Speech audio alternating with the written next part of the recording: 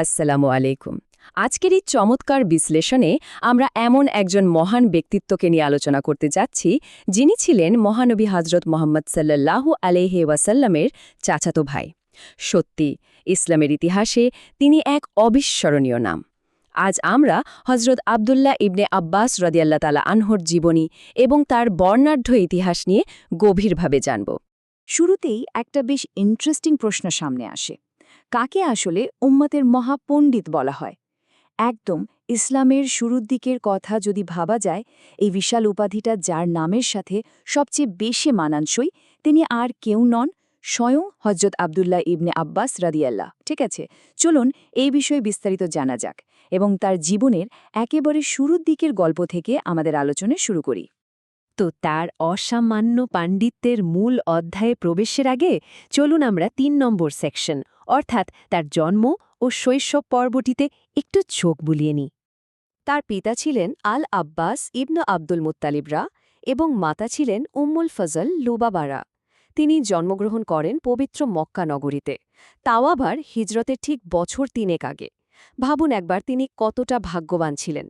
একদম ছোটবেলা থেকেই তিনি সরাসরি রাসূলুল্লাহ সাল্লাল্লাহু সাল্লামের অত্যন্ত ঘনিষ্ঠ সান্নিধ্যে বেড়ে ওঠার এক অসাধারণ সুযোগ পেয়েছিলেন, আর এটাই মূলত তার পুরো জীবনটাকে একদম পাল্টে দিয়েছিল।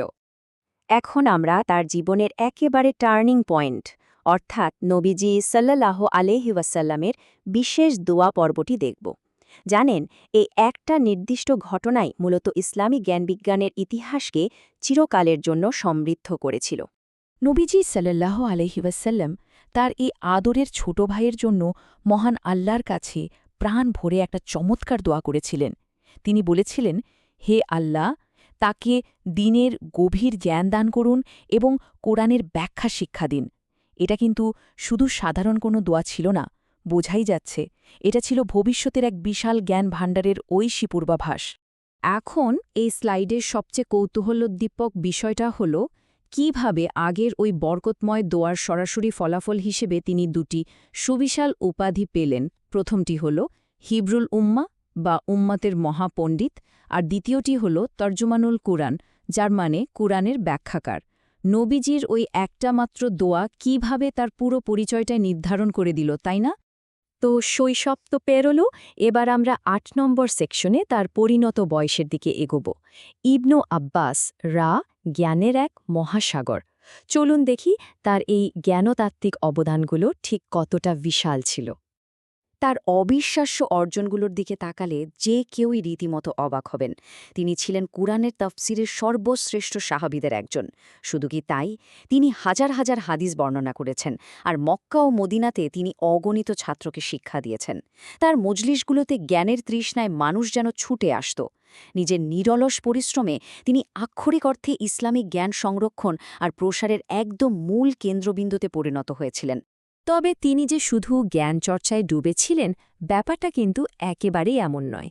আমাদের পরবর্তী সেকশন যুদ্ধ এবং রাজনৈতিক অবদানে আমরা সেটাই দেখব।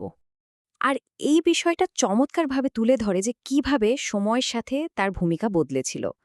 নবীজি সাল্লাল্লাহু আলাইহি ওয়াসাল্লামের যুগে তিনি বয়সে বেশ ছোট ছিলেন, তাই বড় যুদ্ধগুলোতে তার সরাসরি অংশগ্রহণ করা হয়নি। কিন্তু পরবর্তীতে আলী ইবনে আবি তালিব রাদিয়াল্লাহু আনহুর যুগে তিনি মুসলিম সমাজের বড় বড় রাজনৈতিক ঘটনাগুলোতে দারুণভাবে সক্রিয় ছিলেন। তিনি তখন একজন অত্যন্ত প্রজ্ঞাবান এবং গুরুত্বপূর্ণ উপদেষ্টা হিসেবে কাজ করেছেন। তারই রাজনৈতিক আর বুদ্ধিভিত্তিক পরিচয়ের বাইরে তার চরিত্রের আরেকটা দিক খুবই স্পেশাল। এত অগাধ জ্ঞানের অধিকারী হওয়া সত্ত্বেও মানুষটা ছিলেন প্রচণ্ড রকমের বিনয়ী। বড় বড় সাহাবী আর তাবেইরা পর্যন্ত তার কাছে শিখতে ছুটে আসতেন। মজার ব্যাপার হল, তার এই প্রবল বিনয়ী কিন্তু তার সম্মান আরও বহুগুণ বাড়িয়ে দিয়েছিল, যে কারণে কুরআনের ব্যাখ্যায় তার মতামত আজও পুরো বিশ্বে চূড়ান্তভাবে সম্মানিত। দেখতে দেখতে আমরা এই মহান সাহাবীর জীবনের একদম শেষ অধ্যায়ে চলে এসেছি। আমাদের ১৩ নম্বর সেকশন ইন্তেকাল এবং চিরস্থায়ী মর্যাদা। এখানে ৬৮ সংখ্যাটি আসলে একটি ঐতিহাসিক সালকে নির্দেশ করছে। ৬৮ হিজরি, অর্থাৎ আনুমানিক ৬৮৭ বা ৬৮৮ খ্রিস্টাব্দে তিনি তায়েফ নগরীতে ইন্তেকাল করেন।